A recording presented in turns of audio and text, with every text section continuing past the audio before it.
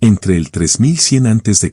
y los caóticos días finales de la dinastía ptolemaica en el 30 a.C., la civilización que floreció a lo largo de las orillas del Nilo, dadoras de vida, desarrolló una cultura en la sombra tan profunda e inquietante que su redescubrimiento ha sacudido los cimientos mismos de la egiptología. Imagina por un momento que has sido transportado a través de los milenios, no a los patios bañados por el sol de un palacio, sino al aire sofocante y ahogado por el incienso de una cámara de embalsamamiento real en las profundidades del recinto sagrado de Tebas. Eres un sumo sacerdote de los misterios, y ante ti, sobre la losa de piedra caliza, yace el recipiente mortal de una reina. Sin embargo, las instrucciones que has recibido del visir violan todos los cánones sagrados del libro de los muertos que has pasado tu vida memorizando. No se te ha encomendado simplemente preservar su forma física para el más allá, se te ha ordenado realizar una serie de alteraciones quirúrgicas que desafían la decencia humana. Modificaciones diseñadas para transformar su cadáver en un conducto convertido en arma para la energía sexual en el inframundo. Esta escena no es una invención de la ficción de terror moderna, sino una reconstrucción de la realidad diaria en el antiguo Egipto, una civilización donde los límites entre la función biológica, la adoración religiosa y la seguridad del Estado estaban completamente borrados. Hemos sido condicionados por los libros de texto escolares y los documentales brillantes para ver la tierra de los faraones como un reino de noble sabiduría, tesoros dorados y milagros arquitectónicos. Un lugar donde reyes serenos gobernaban sobre un populacho feliz y obediente. Pero hay una razón por la cual los primeros arqueólogos de la era victoriana quemaron sus cuadernos y escondieron artefactos en los sótanos húmedos del Museo Británico. Hay una razón por la cual los papiros más explícitos quedaron sin traducir durante más de un siglo. La verdad es que el imperio egipcio se construyó sobre una base de sangre, trauma y una forma de misticismo sexual tan extremo que requería el abuso sistemático de sus propios ciudadanos para funcionar. Estamos a punto de embarcarnos en un viaje hacia la historia prohibida del Nilo, una narrativa que revela cómo se creía que la fertilidad del río estaba directamente vinculada al desempeño íntimo del gobernante, y cómo este sistema de creencias creó una olla a presión de violencia y explotación que duró 3000 años. La evidencia de estas afirmaciones ha sido suprimida deliberadamente. Oculta detrás de las vitrinas de cristal de los museos que presentan una versión aséptica y familiar de la historia, mientras la oscura realidad se pudre en archivos de almacenamiento etiquetados como restringidos. La historia de este encubrimiento masivo comienza no en el mundo antiguo, sino en la atmósfera reprimida del siglo XIX. Cuando los exploradores europeos comenzaron a romper los sellos de las tumbas del Valle de los Reyes. Hombres como Giovanni Belzoni y Flinders Petrie, quienes son celebrados hoy como los padres de la egiptología, fueron en realidad los primeros censores de esta historia oscura. Cuando entraron en las cámaras funerarias e iluminaron las paredes con sus linternas, esperaban ver escenas de agricultura, guerra y ofrendas a los dioses. En cambio, frecuentemente se enfrentaron con imágenes tan gráficas y sexualmente explícitas que ofendieron sus sensibilidades victorianas hasta la médula. Encontraron representaciones de rituales religiosos que involucraban intimidad grupal, autocastración y el uso de imágenes fálicas que parecían dominar cada aspecto de la decoración del templo. Enfrentados a esta realidad obscena, estos primeros arqueólogos tomaron una decisión que distorsionaría la historia durante los siguientes 150 años. No documentaron lo que encontraron, lo borraron. Belzoni ordenó famosamente a sus obreros cubrir paredes enteras de la tumba de Seti con yeso húmedo para ocultar las tallas eróticas de la vista pública. Petrie, en sus diarios privados, admitió haber destruido pequeñas estatuas y amuletos que consideraba demasiado repugnantes para ser llevados de regreso a Inglaterra, participando efectivamente en la misma iconoclasia que los fanáticos religiosos a los que afirmaba despreciar. Los artefactos que se salvaron de la destrucción fueron enviados a Europa pero nunca se exhibieron. Fueron encerrados en el gabinete secreto de Nápoles o el armario 55 del Museo Británico, accesible solo para caballeros de alta posición social que pudieran demostrar un interés académico en la erótica. Esta supresión sistemática creó una brecha masiva en nuestra comprensión del mundo antiguo, llevándonos a creer que los egipcios eran puritanos o reservados, cuando en realidad eran exactamente lo contrario. Eran un pueblo para el cual la sexualidad era el motor principal del universo, una fuerza tan cruda y peligrosa como la inundación del Nilo mismo. La grieta en este muro de silencio finalmente apareció en 1925, durante un evento que se suponía sería el triunfo de la arqueología moderna, la autopsia del rey Tutankamón. Cuando Howard Carter descubrió la tumba en 1922, el mundo quedó hipnotizado por la máscara de oro y los tesoros. Pero el examen médico de la momia realizado 3 años después reveló un secreto que fue rápidamente enterrado en las notas al pie de los informes médicos. A medida que el equipo de anatomistas retiraba cuidadosamente los linos empapados en resina que habían atado al niño rey durante milenios, descubrieron que su cuerpo había sido sometido a una modificación brutal. Sus órganos reproductivos no estaban intactos, habían sido extirpados quirúrgicamente, cercenados con un instrumento afilado en un corte limpio y deliberado que no mostraba signos de curación, indicando que se realizó poco después de la muerte. Durante décadas, este detalle fue descartado como un error o el resultado de un manejo brusco por parte de los embalsamadores. Pero a medida que la tecnología forense mejoró y más momias reales fueron sometidas a tomografías computarizadas y análisis de ADN, surgió un patrón horroroso. Tutankamón no fue una excepción, fue la regla. Las momias de varios faraones y príncipes de alto rango del Reino Nuevo mostraron evidencia de mutilación genital, modificación o la inserción de objetos extraños como tubos de oro y prótesis de resina. El descubrimiento más escalofriante provino de la momia de un noble anónimo de la 18ª dinastía, cuya región pélvica mostraba signos de regeneración ósea y cicatrización de tejidos que solo podían significar una cosa: la castración se había realizado mientras aún estaba vivo.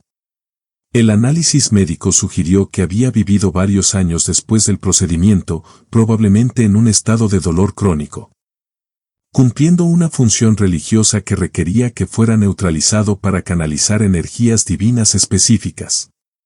Esta comprensión nos obliga a reinterpretar los textos antiguos que hablan de purificar el recipiente para los dioses. Estas no eran metáforas de limpieza espiritual, eran instrucciones literales para la alteración quirúrgica del cuerpo humano para ajustarse a un propósito teológico. Para entender por qué una civilización infligiría tal horror a sus propias élites, debemos sumergirnos en la mentalidad ajena del sacerdocio egipcio. Para ellos, el faraón no era meramente un líder político, era un dios viviente, el ancla biológica que evitaba que el universo se disolviera en el caos.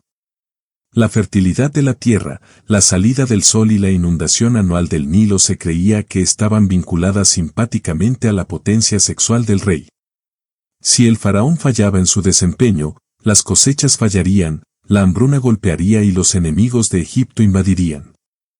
Este sistema de creencias colocaba una carga inimaginable sobre los hombros del gobernante, de quien se esperaba que demostrara su virilidad a través de rituales elaborados y a menudo públicos.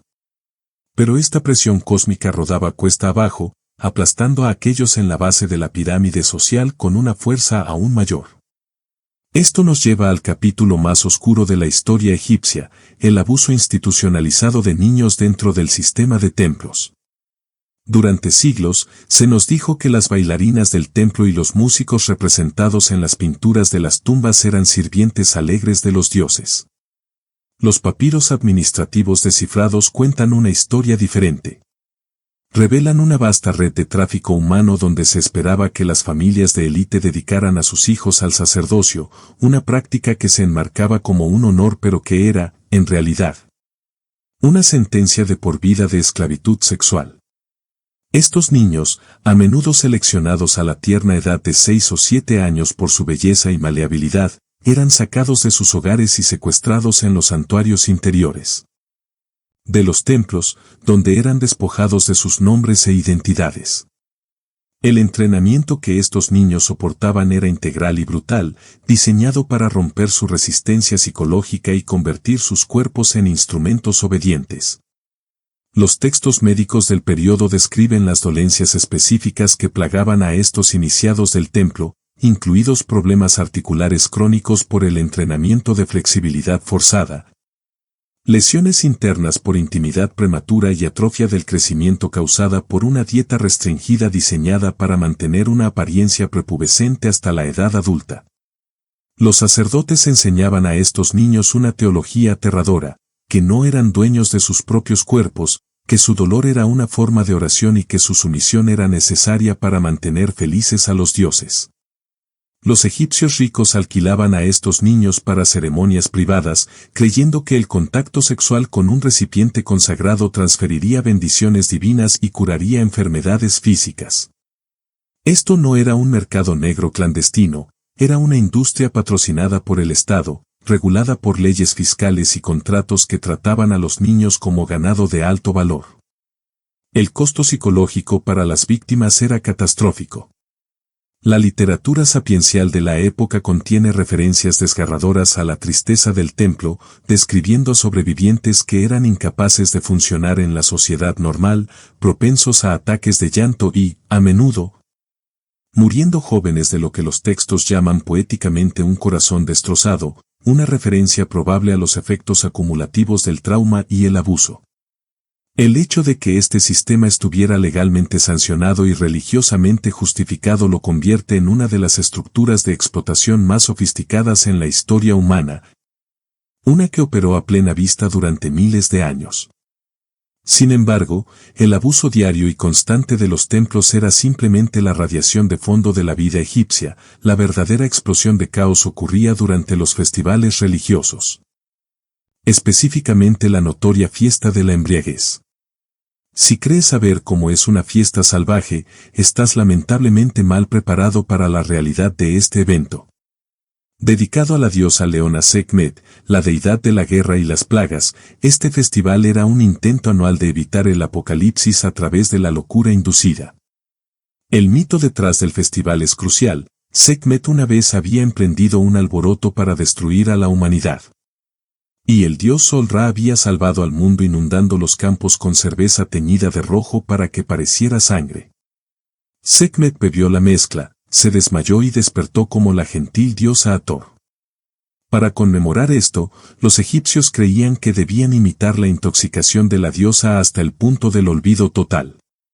Pero la cerveza servida durante estos festivales no era el brebaje débil y aguado consumido por los trabajadores en Giza. El análisis arqueológico de residuos encontrados en las tinajas del festival revela que era un potente cóctel psicoactivo, enriquecido con grandes cantidades de flores de loto azul, raíz de mandrágora y posiblemente opio. Estas sustancias son alucinógenas y disociativas, capaces de inducir un estado de trance donde la realidad se derrite.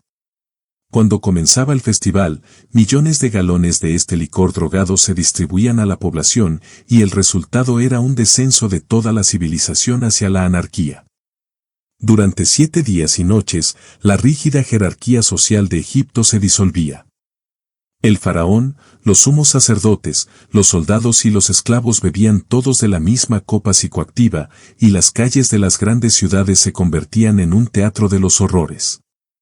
Los relatos antiguos, a menudo fragmentarios y escritos en un tono de asombro y terror, describen turbas itinerantes de miles de personas moviéndose por las calles en una neblina delirante, irrumpiendo en hogares, destruyendo propiedades y participando en actos de violencia sexual pública que se consideraban sagrados.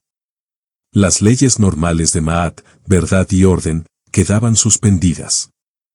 La violación, el asalto e incluso el asesinato eran aparentemente tolerados si ocurrían durante el apogeo del frenesí del festival, interpretados como la voluntad de la diosa actuando a través de recipientes humanos.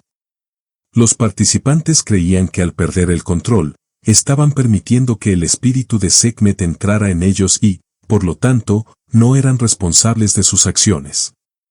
La violencia a menudo estaba ritualizada. Hombres y mujeres se atacaban entre sí con palos y látigos, cortando su piel para ofrecer sangre a la tierra, mientras participaban en actos sexuales grupales en los patios de los templos.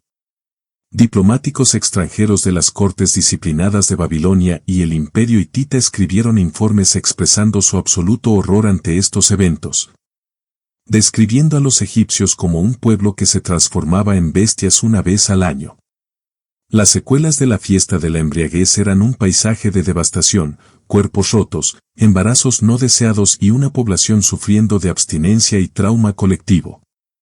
Sin embargo, los faraones continuaron financiando estos festivales, aterrorizados de que si se detenían, la verdadera Sekhmet regresaría y destruiría el mundo. Este precario equilibrio de orden y caos comenzó a desmoronarse cuando Egipto cayó bajo el dominio de los Ptolomeos, la dinastía griega establecida por uno de los generales de Alejandro Magno. Los Ptolomeos eran hombres del Mediterráneo, criados en la lógica de Aristóteles y la disciplina de la falange, y miraban el misticismo oscuro y sangriento de sus súbditos egipcios con una mezcla de fascinación y repulsión. Esta colisión cultural creó una sociedad esquizofrénica donde los gobernantes intentaban ser tanto reyes griegos como faraones egipcios, una dualidad que desgarró al país. La reina Cleopatra, la última y más famosa de esta línea, se encontró en una posición imposible. Trató de reformar las prácticas más extremas, intentando sanear la fiesta de la embriaguez y limitar el abuso de los niños del templo, pero se encontró con una feroz resistencia del sacerdocio nativo. Los sacerdotes argumentaban que las viejas costumbres eran lo único que mantenía las inundaciones del Nilo, y usaban la amenaza de rebelión religiosa para mantener a los Ptolomeos bajo control. Este periodo vio los rituales sexuales pasar a la clandestinidad, lo que una vez se hacía en los patios abiertos ahora se trasladaba a las criptas subterráneas de los templos, volviéndose aún más reservado y extremo. El abuso de niños se convirtió en una moneda oculta, una forma para que el sacerdocio mantuviera su poder y riqueza lejos de las miradas indiscretas de los administradores griegos. La tensión era palpable, una civilización en guerra con su propia alma, tratando de reconciliar el racionalismo de Occidente con las tradiciones primarias y empapadas de sangre del interior de África. El golpe mortal final a este sistema de sexualidad cósmica fue asestado por las legiones de hierro de Roma. Cuando Augusto César derrotó a Antonio y Cleopatra y anexionó Egipto en el 30 a.C., no solo conquistó un territorio, intentó amputar una cultura. Los romanos sospechaban profundamente de la naturaleza afeminada y caótica de la religión egipcia. Para la mente romana, que valoraba el estoicismo, la autoridad patriarcal y la disciplina militar, la idea de una religión basada en la intoxicación y la entrega sexual era una amenaza existencial. Augusto lanzó una campaña sistemática de borrado cultural que hace que la censura moderna parezca leve. Ordenó a sus soldados destruir las estatuas fálicas que custodiaban las puertas de los templos, quemar las bibliotecas que contenían los manuales de magia sexual y ejecutar a los sumos sacerdotes que se negaran a abandonar las mutilaciones sagradas. La Casa de la Vida, la institución donde los escribas y médicos preservaban el conocimiento antiguo, fue desmantelada. Los niños del templo, que habían sido criados para una vida de servicio, fueron repentinamente expulsados a un mundo que no tenía lugar para ellos. Los registros administrativos romanos del periodo insinúan la tragedia que siguió. Una ola de suicidios y dislocación social a medida que miles de personas que habían sido integrales para la economía religiosa se encontraban indigentes y vilipendiadas. Los romanos fueron minuciosos en su destrucción, cincelaron los relieves, construyeron nuevos templos sobre los antiguos y reescribieron los libros de historia para retratar a Egipto como una tierra de grano y misterio, limpiando efectivamente la sangre y el semen de la narrativa. Pero los romanos no pudieron destruirlo todo. En lo profundo del desierto, enterrada en tumbas que habían estado selladas durante siglos, la evidencia sobrevivió, esperando un momento en que pudiera ser entendida.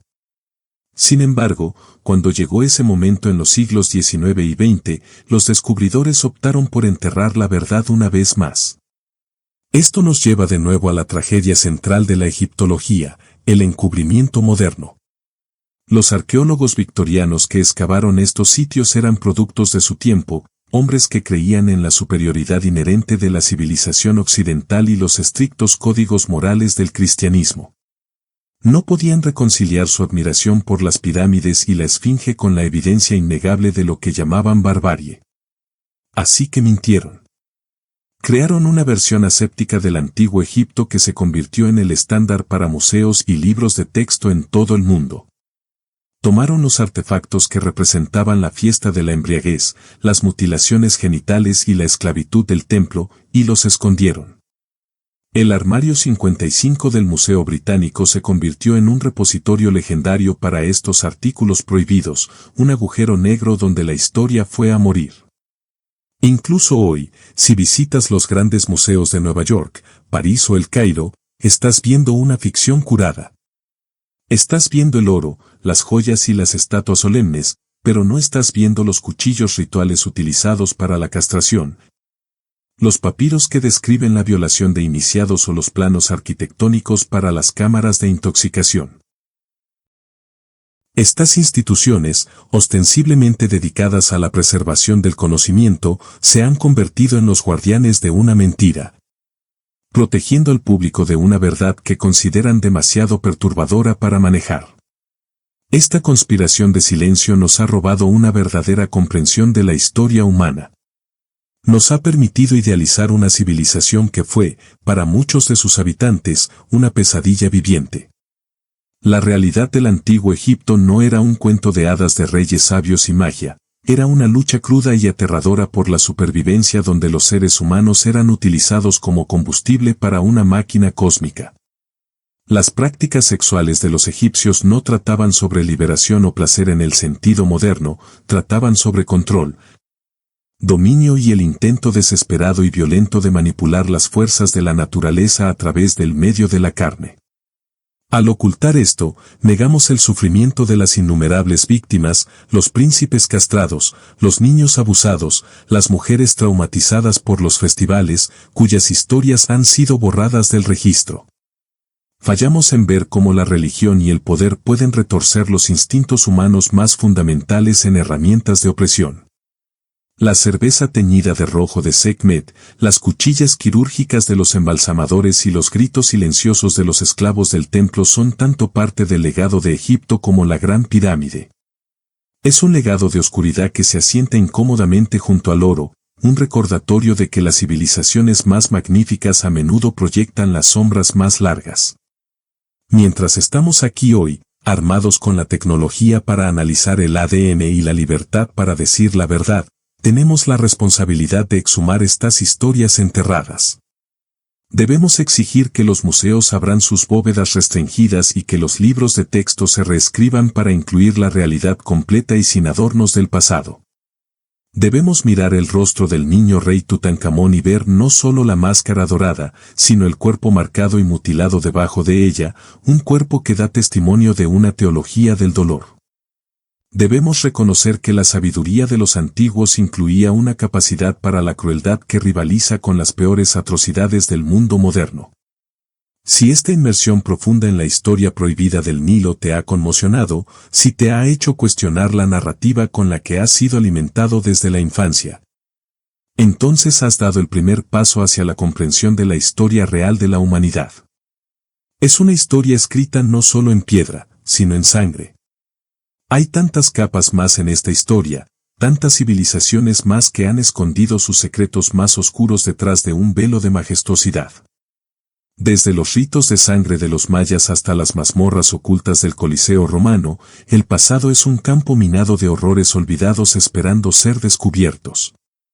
Si quieres continuar este viaje conmigo, si quieres ser parte del movimiento que se niega a dejar que el pasado permanezca enterrado, entonces asegúrate de estar suscrito a este canal.